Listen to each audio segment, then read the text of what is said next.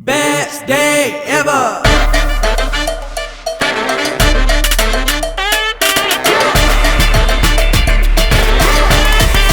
Best day ever. And I'm on only in Dade, and so like our yacht was burning down, and I was literally like, that's the marina that we had moved the boat to. Can't get enough of you. Come on and show what you know. So the boat caught on fire. You know you want to. Do your thing.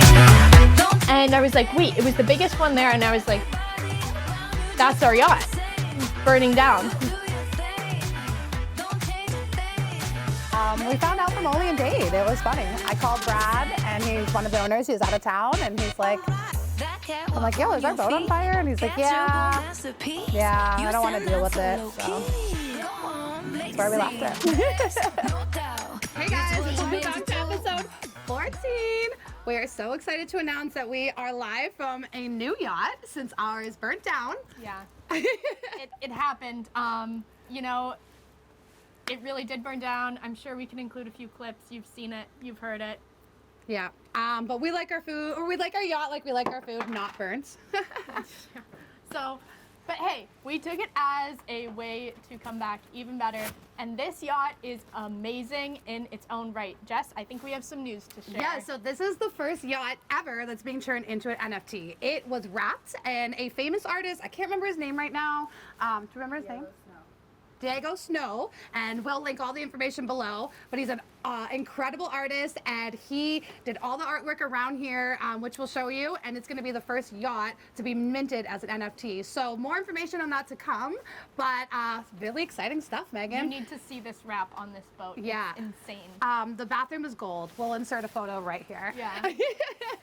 I love it. So yeah, we're going to have some fun on the boat today, but let's get started. What is our episode about today? We're answering Boomer's Bitcoin questions. It's gonna span more than just Bitcoin, but in general, we receive a lot of questions every day, so we're gonna answer them. And they're generally from an older population, and they make us laugh. Yeah. Not in a bad way, but we just think it's so wholesome that, you know, the older generation is wanting to get involved.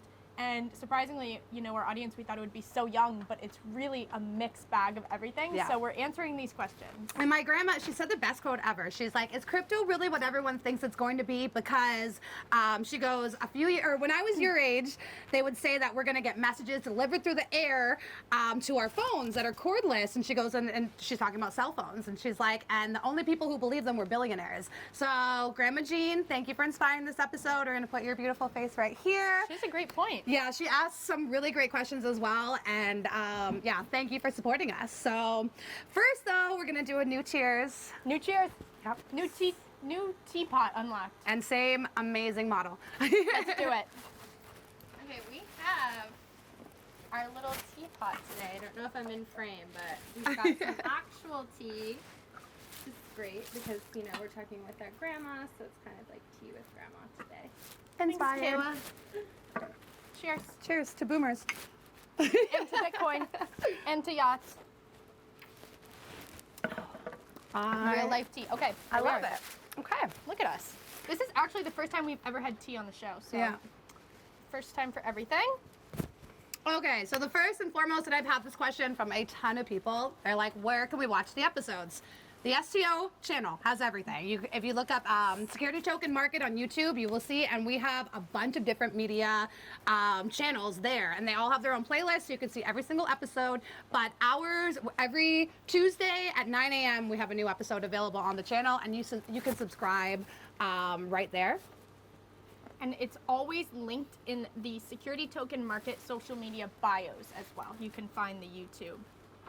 So. Yeah, and then second, next question. Crypto sounds pretty easy to invest in. Is it just as easy to get out? Yeah. Yeah, so this is something I was worried about when I got started. So remember, like episode 2 and 3, we talked about how I got started with just $10. So the very first thing I did was put $10 in and take $10 out. I just wanted to see how it would work. I wanted to put my mind at ease that this was a complicated thing. And immediately after that, I was like, all right, cool. Like, nothing happened. So it's fully liquid. There is no holding period where your money's locked up. And also, from a tax perspective, if you are solely buying cryptocurrency and you're just putting your money into the market, buying cryptocurrency, you don't have to worry from a tax perspective because you only are taxed when you sell. So that's something to keep in mind. Right, because technically it's being exercised when you sell it, right? Right. So even if you lose money or gain money, you still have to report that on your taxes. So that's just a side note. But yeah, I keep buying and I haven't sold. Except for that one $10 that I sold, I haven't touched anything. So for me, it's a long-term investment. Right. But I think about that just in case I want to, purchase something in crypto or pay my rent or some of the new things that are coming around Miami. There's Bitcoin ATMs everywhere now. So yeah, it's kind of interesting. But yeah, keep that in mind. And this is a popular question I get all the time. How do I do my own research on investments? Should I? Where and how? So... Right. Yes, we're going to tell you what we say every single episode. We're not financial advisors, and this is not financial advice. Yes, we are just trying to educate you, but do not take our advice. You have to feel comfortable about where you're putting your money always, at any time. Have realistic expectations. There's a lot of hype around this industry. Yes. A lot of people who got rich quick. We saw very early on, people made money very easily, very fast. Even a lot of those people didn't understand how they were making money like that. So think about it from that perspective. If someone cannot explain to you how they made that money, maybe don't take advice from them. And two things that I always think about when I talk to people about doing your own research. No one ever gives away free coins unless you won them or, but they're not just going to give you free coins that are worth something. And if it sounds too good to be true, it most likely is. There is no such thing as like, get rich for nothing. Remember that. So, some of the early on investors did, have some interesting stories, but I mean, that's not a typical thing. So don't expect $10 to turn into 10,000. Yeah. Be realistic. I would always say, and I know word of mouth is how a lot of things travel in this industry, but still, I have a lot of people texting me, oh, have you heard of this project? Have you heard of this project? So many projects are flooding the market. Yes. Be realistic. If you're new, I wouldn't get into any crazy little niche projects. You never know who is who started it, who's the owner of the project, the primary owner. If there is a group of people, it's just really do your research. Yeah, so that's one. I have a couple tips for you. So first, consider who you're getting advice from, if they're reliable, what they're telling you about this coin, and if there's other reliable sources that they've got those from. Because sometimes people just like to talk. We live in Miami, home of talking. So home of talking. Home of talking. People love to talk. They don't like to act. So be wary of that. You can do your own research on every single cryptocurrency out there. So you can find the purpose of the coin. We've talked about this in episode 3 when we had types of coins. Coins are based on 4 things: an object, a meme, an asset, or a currency. And a coin based on a meme probably doesn't have longevity or sustainability. Dogecoin would be a great example of that. Yeah. Another way to do your own research is find the white paper. Now, a lot of people don't know what a white paper is. Do you want to explain what that is? A white paper just states like the overarching project itself. It's really like a fact sheet almost. So, and I mean, every project should have one, so... Yeah, and it should solve some kind of problem. That's usually like something. There's a solution in the white paper, and that coin is going to help with that. The purpose, the goal, all of that. Yep. And so some white papers are more, the Bitcoin white paper is probably the best example of... And it was anonymously written, right? Well, yeah, I mean, nobody knows who Satoshi is, so... You got some controversy with that one, but anyways, so check out the white paper. It should be a great roadmap of the project. And one that I think is really important, find out where you can buy it and how you can use it. Because there's some marketplaces and exchanges where you can only buy and use on theirs, and that doesn't give you a lot of flexibility. Bitcoin and Ethereum and these popular ones, you can use them on all these different exchanges, but more specified coins are only on certain exchanges. For example, so we really talk about Coinbase a lot. Yeah. And Coinbase won't list projects that aren't really widely known or like validated just because they are one of the larger, corporations. that is, a custodian, and they are not listing some of these projects that other wallets are listing solely because they really do their due diligence to a degree. Still take that with a grain of salt. Right. But if you're wondering, why can I buy this coin on this platform but Coinbase doesn't list it, it's probably because they're not a large enough project. There's not enough to validate the coin itself to the point where they feel comfortable listing it. So every single place has different coins in general.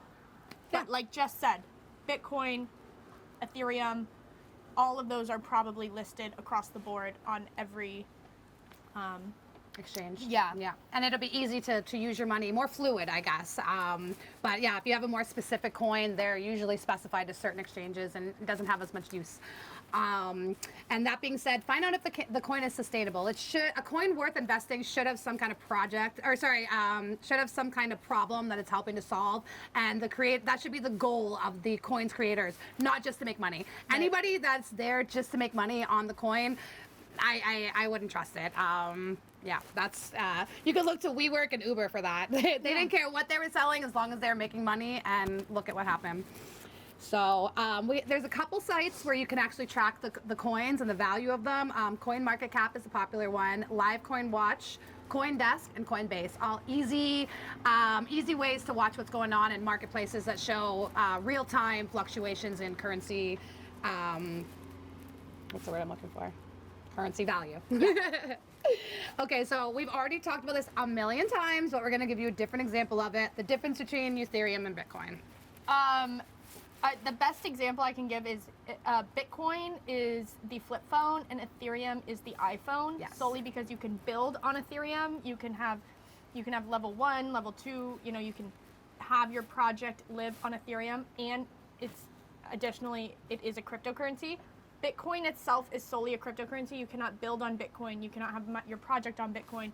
It is solely trying to act as a global currency for transacting. So there's limited supply, and that's a big thing. That's why Bitcoin is the OG, because there's very limited supply, and like once it's gone, it's gone. Once someone owns it all, they own it all. So it's one of those, not Ethereum, new projects, new currencies can be built on that, but Bitcoin is not.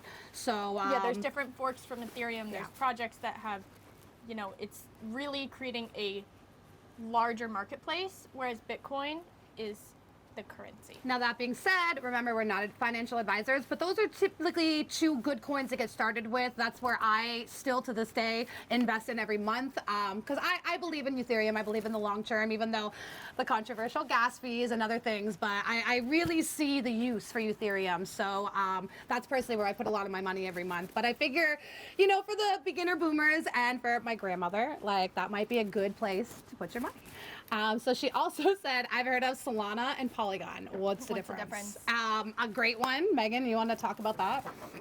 So, these are side chains, and they're just smaller projects that have entered the scene. We saw that after Ethereum came, there's a use case and a demand for platforms where you can essentially do more than just transact as Bitcoin does. So what these other, layer 2, how should I explain this?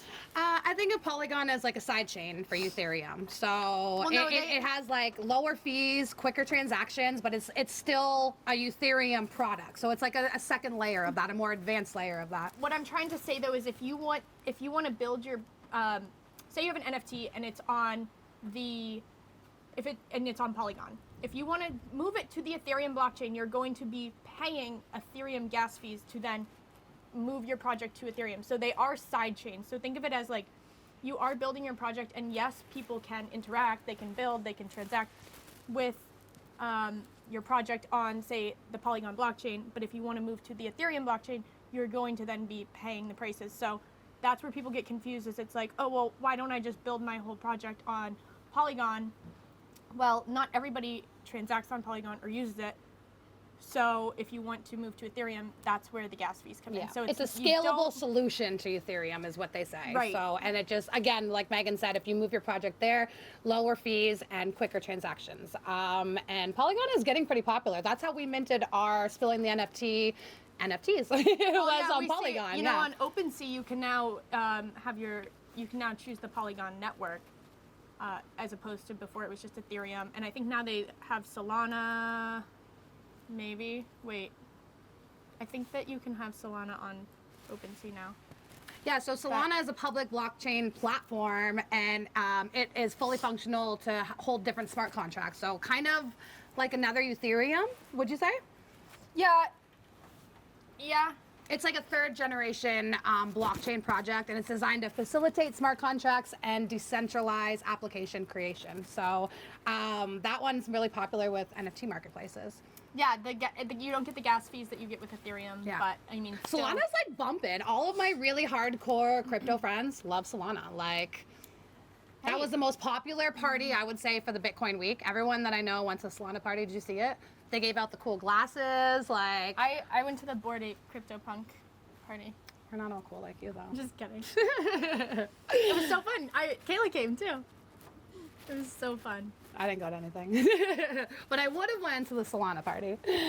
So the last question she asked is wallet website. So I set her up immediately with Coinbase, just because that's a common one. But there's a couple others that we like too. Binance is a great one, Crypto.com, and Exodus. Are there any others? In which episode I forget, but we have like how to set up your wallet and everything. Yeah. They're very intuitive. Like these ones that we're listing, Coinbase, Binance, Crypto.com, all of those, they are very intuitive. So if we didn't cover it, we covered Coinbase, but you can find it's super easy to set up. Yeah. Again, my grandma could do it, so. But yeah, so I think that's all like the boomer questions that we have for right now. Again. They're not boomer questions. That's more for the, we love the questions. Yeah. I guess some people were very offended that I put that on my Facebook, but. No, I mean, I think it's...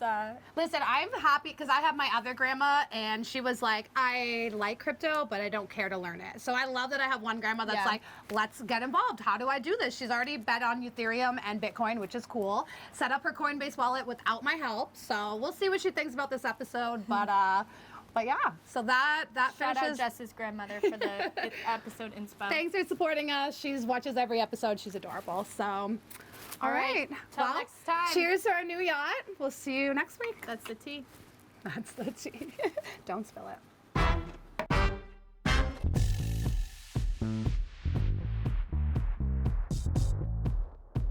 Come on. Hey.